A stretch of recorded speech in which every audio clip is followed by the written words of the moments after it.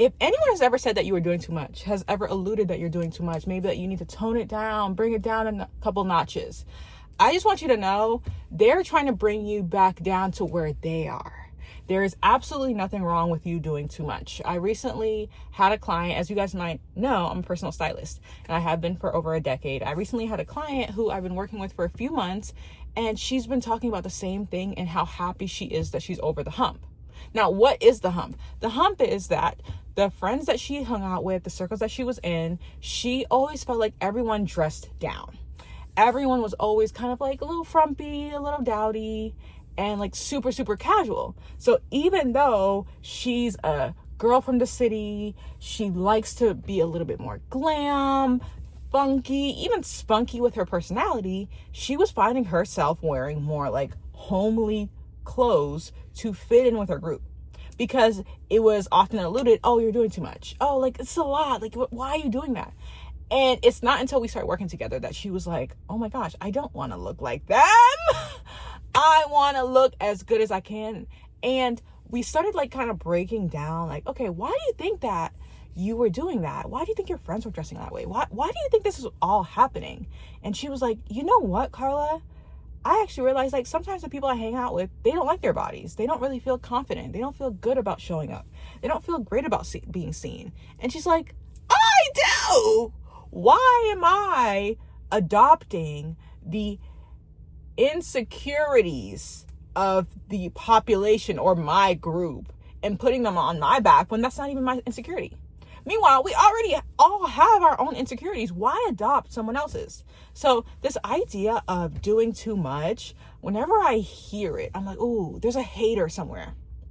And just because someone's a hater doesn't mean they hate you. Doesn't mean they hate your guts. It's just that there's like this insecurity or something that's like clawing at the fact that you look like you're living great, confidently, flowing, vivaciously. Like you're just living your best life. And to someone who is still grappling with the idea of being seen, still grappling with the idea of being themselves and like coming to terms, especially physically, in a physical sense. So this could come down to style, your image, even like if you do a lot of social media, if you do a lot of speaking engagements, anytime that somebody is very seen or visible, or even if you're just really social, you're a social butterfly, people can put on you this idea of doing too much. But does that exist? I argue it doesn't. It doesn't. Do you know that in 2003, 2004, when Beyonce was going solo, they said that she was doing too much? Did you know that? Did you know that they said that she was doing too much? She was trying too hard. She was doing too much.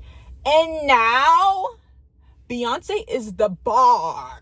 Okay? She's the bar of excellence. That's what I'm trying to tell you. Like, doing too much means nothing. It is absolutely a farce, because it's this idea of like, oh my gosh, this person's shining really bright. This person always looks really good and we barely do. This person is always the center of attention. It's just too much. For who? For who? Right? So when I use this Beyonce example, because she's just a great example of hard work ethic, consistency, pushing through the noise. Like, she's just a great example of all the things that we all need to adapt. And so if you look at her starting career and who her peers were at the time, and they were saying she was doing too much because she was dancing too hard, performing too hard, and doing all this, and it's just like, now my videos ran out, but now Beyonce is the standard that people literally will prop up and study and take notes, and Beyonce did this, and let's look back at what works. And she is literally a case study.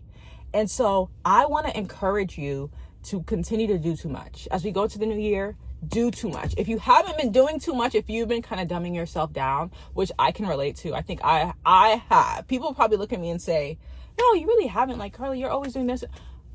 There's levels to this, honey. And until we get to Beyonce, Giselle Knowles levels, we aren't doing too much. And even that's not too much. Okay, that's just enough. That's right in your little pocket. And as I continue to really talk about, you know, being able to read the room,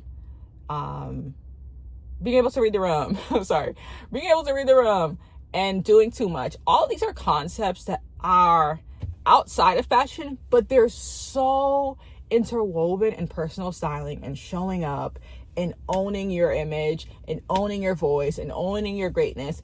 And I see them interwoven all the time. I see them kind of like being either stumbling blocks for clients, or being things that get in the way of personal styling clients. Because the real difference between working with a personal stylist and, let's say, a wardrobe stylist or even like a fashion stylist is like, when you're working with a personal stylist, it actually gets personal. And if you just go to a wardrobe stylist and someone who's just going to style you for a photo shoot and just like let you be, then that's cool for the day. You look great. You go home, they go home, everybody's happy. But with a personal stylist, it's like you guys build a relationship, and I need to understand why you don't want to show your arms. I need to understand why you keep picking these really oversized clothes. I need to understand why you only want to wear black. I need to understand what is the psychology behind why you are choosing to not show up, or show up in this way, or show up less than, or not give it the full 100. I need to understand those things so that I can help you kick that idea to the curb and get to the next level. So in all the things that all the things that we talk about around fashion and looking better, the big three, glowing up, there is always a psychology behind it. There's always a thinking.